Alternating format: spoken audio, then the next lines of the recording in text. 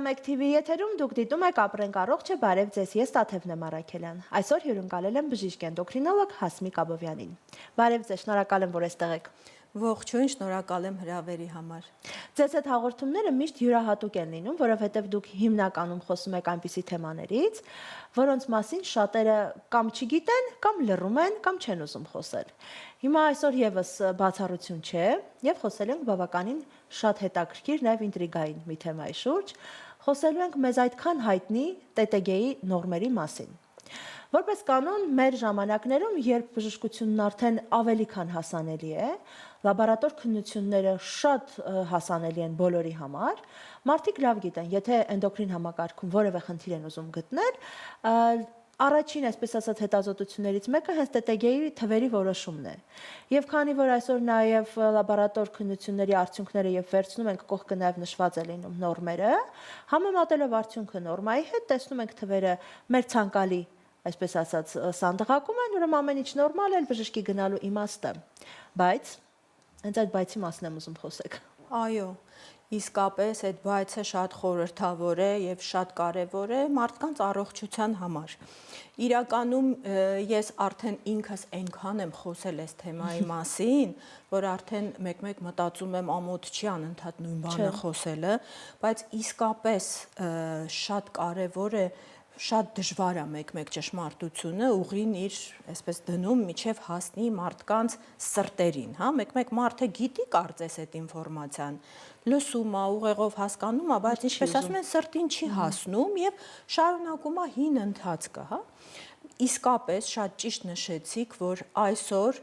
էնդոկրինոլոգիայի, էնդոկրինոլոգ բժշկի մասին լսելիս առաջի հերթին մարդիկ մտածում են վահանաձև գեղձի մասին։ Եթե գիտեն դա ինչ է էնդոկրինոլոգը, դեռ միջև հիմա շատերը երբ ասում ես էնդոկրինոլոգ եմ, ասում են դա որն է, հա։ Բժիշկա։ Չէ, հարցնում են բժիշկա։ Հա, չէ, բժիշկը ինձ ճիշտ ասած չեն հարցել, ուղղակի հարցնում են դա որն է։ Բժիշկ էնդոկրինոլոգը, հա, եւ դժվար է բացատրել այն մարդուն, որ անգամ չգիտի դա որն է, շատ դժվար է բացատրել բժշկության բարդագույն ճյուղերից մեկը, հա, բժշկության բարդագույն մասնագիտություններից մեկը դա էնդոկրինոլոգիան է, որտեղ դու պարտավոր ես իմանալ մարդու ամբողջ օրգանիզմը խորությամբ, որտեղ չկա մի օրգան համակարգ, որի վրա ազդեցություն չունեն, որպեսզի շատ թեմայից հեռու չգնանք, կոնկրետ մեր վահանաձև գեղձի հորմոնները։ Դրա դիրիժոր ասում, չէ՞։ Այո, այո։ Ես սիրում եմ ասել, որ եթե մեր օրգանիզմի մատորը դա սիրտն է, իսկապես մատորն է։ Ապա սրտի մատորը դա վահանաձև գեղձն է։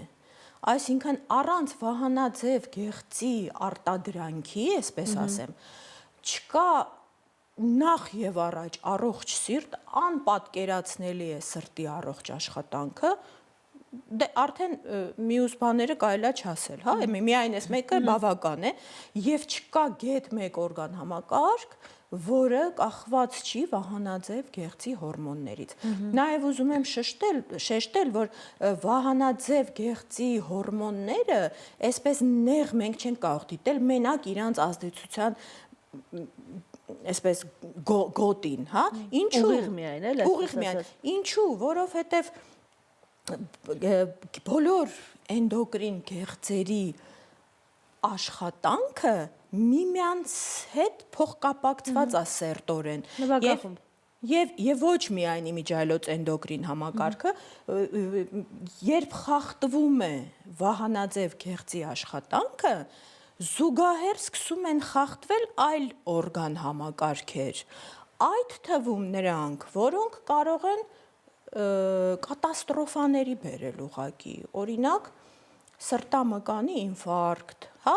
որը արդեն վերջնական հետևանք է բարդ, այսպես շղթայի փոփոխությունների, բացասական փոփոխությունների բարդ շղթայի օրգանիզմ, որոնք վերջնակետը տալիս են սիրտ անոթային կատաստրոֆաներ, հա։ Եվ ես հիմա մենք խոսում ենք ՏՏԳ-ի մասին, հա, ձեր հարցն էր ՏՏԳ-ի մասին, ես մի քիչ այսպես գնացի։ Ես ուզում եմ ՏՏԳ-ի մասին խոսել կրկին այսօրվա զարգացող եւ շատ արդի թեմայից, որ նա պերսոնիլիզացված բժշկություն է, պերսոնիլիզիրվանե մեդիցին, պերսոնիֆիցիրվանե մեդիցին, այսինքն անհատականացված, այո, ես շատ հաճախ իմ պացիենտներին ասում եմ, եթե ինձանից կախված լիներ, ես կարգել էի այս ռեֆերենսները բլանկի վրա տպել, դրանք պիտի ունենան բժիշկները, ինչու, հատկապես մեր ժողովրդի նման ժողովուրդներ, բայց կարծում եմ շատ դրական դինամիկա կա այս հարցում, բժշկական ռեֆորմների հետ կապված մարդիկ սկսել են ավելի շատ նմանվել քաղաքակիրթ ժողովուրդներին, որոնք բացառված է, որ զբաղվեն ինքնաբուժությամբ, ուղղակի բացառված է առանց բժշկի չի էլ քննարկվում, նրանց մտքով էլ չի անցնում զարգացած երկրներում ինքնաբուժությամբ զբաղվել, ինքնադիագնոստիկայով զբաղվել, հա, ինքնուրույն գնալ ինչ-որ հետազոտությունների, հետո այդ հետազոտությունների արդյունքները վերլուծել, հա, այսօր տեսեք զարգացած է արհեստական բանականությունը, որը շատ լավ բան է, բայց ինչպես ցանկացած բան, ցանկացած նոր բան կամ ցանկացած երևույթ ունի երկու կողմ, եւ դրական եւ բացասական։ Ես կարծում եմ աշխարհում չկա ոչ մի բան, որ միայն լինի դրական կամ բացասական, հա։ Ահա սա եւս ունի իր բացասական կողմերը եւ օգտակար է միայն գրագետ կիրառման դեպքում, միայն ճիշտ կիրառման դեպքում, ինչպես դանակը, երբ կիրառում ես ճիշտ, շատ օգտակար է, բայց եթե վատ կիրառես, շատ տխուր հետևանքների կբերի։ Ուրեմն մենք բոլորը գիտեն, որ ձեր նշած TSH հորմոնը, ցիրեոտրոպ հորմոնը հայերեն ասեմ, այսպես մարկեր է վահանաձև գեղձի ֆունկցիայի, քանի որ խոսեցինք վահանաձև գեղձի կարևորությունը, TSH հորմոնը, նրա արյան միջի նրա մակարդակը, այսպես ամենահայտնի մարկերն է վահանաձև գեղձի ֆունկցիայի վիճակի, հա, նրա ֆունկցիան նորմալ է, նրա ֆունկցիան իջած է, թե նրա ֆունկցիան չափից բարձր է, հա, բայց այստեղ մենք պետք է մտածենք, թե որն է իրականում նորմաները։ Տեսեք, մարդիկ սովորեն, որ ռեֆերենսները, այն, որ գրած է նորմա, կամ որոշ լաբորատորիաներ արդեն չեն գրում նորմա, գրում են ռեֆերենս նշանակությունը, հա, որ մարդը ստանում է իր հետազոտությունների պատասխան եւ համեմատում է ռեֆերենսի հետ։ Մի փոքր ուղղակի ասեմ, ինչ բան է ռեֆերենսը, երբ որ ասում ենք նորմա, այն լաբորատորիաները, որ ռեֆերենս են դարձրել, շատ գրագետն են, շատ ճիշտ են արել, որտեվ ինչ բան է նորմա առողջության վերաբերյալ։ Նորման նա է, որ դու առողջ ես։ Այս ցուցանիշը քո մոտ X չափաբաժնի է եւ սա վկայում է քո բացարձակ առողջության մասին։ Իսկ ռեֆերենսը մի փոքր այլ բան է, քան նորման։ Ոնց են որոշում ռեֆերենսը։ Վերցնում են պայմանական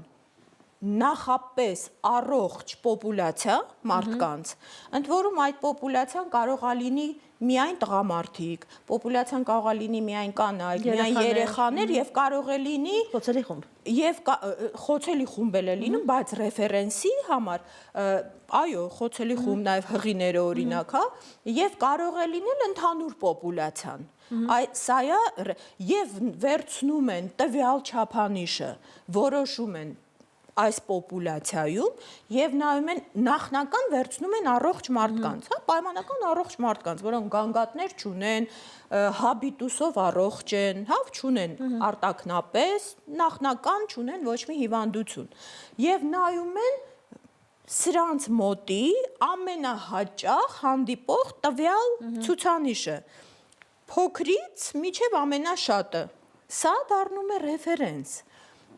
Բայց, քանի որ մենք սկզբում խոսեցինք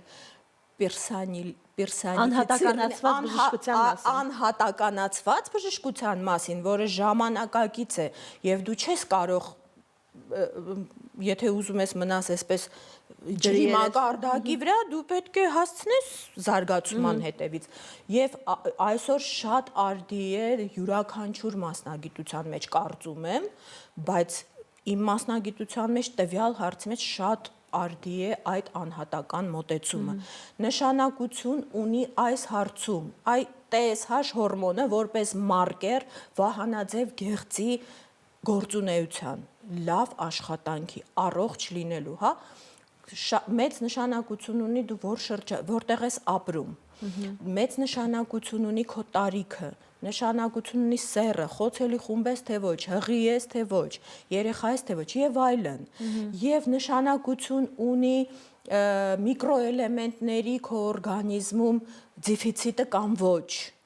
Այսինքն շատ բաներ կան, որ պետք է բժիշկը կլինիկական արտահայտումը ի վերջո, կլինիկական արտահայտումները չեք պատկերացնի ինչ հետաքրքիր դեպքեր են պատահում կլինիցիստի աշխատանքի ժամանակ, երբ բժիշկը աշխատում է իր հիվանդի հետ, եւ ինքը պարտավոր է միացնել այդ կլինիկական մտածողությունը, որը Որը շատ պակասում է այսօր։ Չգիտեմ, չեմ կարող ասել դա, մեր հայկական բժիշկները, ես միշտ ասում եմ, մեր բժիշկները լավագույնն են։ Մեր բժիշկները լավագույնն են, այդ կլինիկական մտածողությունը մեզ մոտ շատ զարգացած է, տարիներ շարունակ մեր բժշկությունը սովորացրել է լայն գիտելիքներ ա տվել, ոչ միայն նեղ մասնագիտացված, այլ լայն գիտելիքներ։ Իհարկե, նեղ մասնագիտացված բժշկությունը, որը արևմուտքում է, եւս ցույց է տալի, որ ճիշտ ուղու վրա է, հա, բայց ամեն դեպքում առանձին բժիշկները լայն կրուգազորի տեր են մեր բժիշկները, հա։ Ամեն դեպքում TSH-ի մասին էինք խոսում, հա, մեզ պետք է հասկանալ ով է մեր դիմացը, ուղղակի պրակտիկ բժշկին ով է մեր դիմացը, նաև պետք է հասկանա դա ինքը պացիենտը, որ ինքը ի վիճակի չի ինքնաբուժումով զբաղվել, ինքը ի վիճակի չի պարզապես տեսնել, որ իր ցուցանիշը այդ նորմայի սահմաններում է եւ հանգստանալ։ Իդեպ նման ցուցանիշներ կան բազմաթիվ բժշկության մեջ։ Դա նույն խոլեստերինն է եւ նրա ֆրակցիաները, դա տարբեր արյան ցուցանիշներ են։ Մի խոսքով այսօր գրեթե ամեն ինչը պետք է անհատականացվի։ Եվ եթե մենք համարում էինք միջև 4-ը, հա, բոլորը գիտեն արդեն, դա խոսում ենք թվերով, դա նորմա է, իրականում պարզվեց, որ ոչ, եւ երբ առաջացավ այս խոսակցությունները, երբ ամերիկյան բիոքիմիական մի ինստիտուտ անցկացրեց մի էպիդեմիոլոգիական հետազոտություն 13,500 մարդկանց վրա։ 13,500 մարդիկ ցույց տվեցին, որ այն մարդկանց մոտ, ովքեր ունեն միջև 2 TSH, միջև 2, 0.5-ից միջև 2, եւ նույն պոպուլյացիայում, ովքեր ունեն 2-ից բարձր, միջև 4, բայց նրանք տարբեր են, տարբեր ցուցանիշներով։ Ինչպես ասեցի, նաեւ կլինիկային պետք է հանես, նրանք տարբեր են, տարբեր ցուցանիշներով։ Եվ պարզվեց, որ այն պոպուլյացիան առողջ մարդկանց ում մոտ 2-ից բարձր է, բայց 4-ից միջև 4-ը, հա, մենք չենք նայում արդեն բացարձակ 4-ից բարձրը, հա։ Այս մարդկանց մոտ ես չեմ ուզում շատ նեղ մասնագիտական բառեր օգտագործեմ, որ մատչելի լինի, բայց կա մի տեստ, մի նյութով, որ օրգանիզմին երբ տալիս ես այդ նյութը, նայում ես TSH-ը ոնց է բարձրանում, հայ ոնց է արձագանքում։ Երբ որ նորմալ է արձագանքում, նշանակում է ամեն ինչ նորմալ է վահանաձև գեղձի հետ, հա, բուն վահանաձև գեղձ, բայց երբ չափից շատ է բարձրանում TSH-ը, հասկանում ենք, որ վահանաձև գեղձը հիպոցիրեոզի մեջ է, անգամ եթե դա չի արտահայտվում, այսինքն սուբկլինիկ վիճակա, կլինիկական պատկեր դեռ չկա, բայց արդեն գեղձը չի կարողանում իր աշխատանքը կատարի թեպետ գեղձի հորմոնը, T4 ազատը։ Նորմա է։ Այո, T4 ազատը նորմայի մեջ է, թեպետ։ Եվ այստեղից սկսվեց այդ խոսակցությունը, որ պետք է մի փոքր վերանայվի այս նորմաներ, նորմա կոչվածը պետք է վերանայվի, ինչքանով է իսկապես միջև 4-ը նորմա, հա։ Եվ այդ հետազոտության մեջ պարզվեց, որ ամբողջ պոպուլյացիան նախնական ընտրված էր առողջ մարդկանց։ պարզվեց նախնական ընտրված էին մարդիկ, որոնք չունեին յոդ դեֆիցիտ, հա, մենք գիտենք յոդը ինչ մեծ նշանակություն ունի, հա, 13,500 մարդ, որոնք չունեին յոդ դեֆիցիտ, այսինքն այս հետազոտության էպիդեմիոլոգիական հետազոտության հետևանքով 13,500 մարդու պարզվեց, որ բոլոր մարդիկ ում մոտ այդ բոլոր մարդկանց մոտ, որոնք չունեն յոդ դեֆիցիտ, 2,5 ընդամենը 5%-ի մոտ է, 2,5 տետեգեն, ընդամենը 5%-ի մոտ է, մնացած 95-ի մոտ ավելի ոչ, ավելի ցածր է, մնացածի մոտ ավելի ցածր է, և այս 5%-ի մոտ, որոնց մոտ 2,5 է ընդամենը, սա նորմա է, այսինքն չկային մարդիկ, որոնց մոտ 2-ից 4 էր, մինչև 4 էր հարցում, այսինքն պարզվեց, որ եթե, ինչ պարզվեց սրա հետևանքով, որ եթե մարդը չունի յոդ դեֆիցիտ, այսինքն նորմալ ստանում է յոդ, իր հասանելիք յոդը, նրա վահանաձև գեղձի առողջ աշխատանքի համար չի պահանջվում TTG, TSH հորմոնը, ցիրեոտրոպ հորմոնը, ավելի բարձր, քան 2։ Հասկացանք, չէ՞ այդ բանը, այսինքն եթե բոլոր պայմանները նորմալ ապահովված են, առողջ օրգանիզմում չի լինում 2-ից բարձր, նույն բացարձակապես նույն արդյունքները տվեցին եվրոպական հետազոտությունները, որը կատարվեց արդեն 1500 հոգու վրա, Պոմերանիայում էր, դա շատ հետաքրքիր է, որովհետև դա մի տեղ է, որտեղ չի կարող լինել յոդ դեֆիցիտ, հա, ծովափնյա տեղ է, ծովային տեղ է եւ Բալտիկ ծովի տարածքն է եւ այնտեղ չի կարող լինել յոդ դեֆիցիտ, այսինքն ի սկզբանե հանգիստ էին, որ չկա յոդ, նորից ստացանք նույն տվյալները, որ վահանաձև գեղձի առողջ աշխատանքի համար չի պահանջվում 2-ից բարձր TSH։ Եվ ինչ եզրակացություն արեցին, սկսվեց իհարկե մեծ, այսպես դիալոգ պարբերականներում, հա, ամենահայտնի, այսպես գիտական, այս վերաբերյալ, թե որը պետք է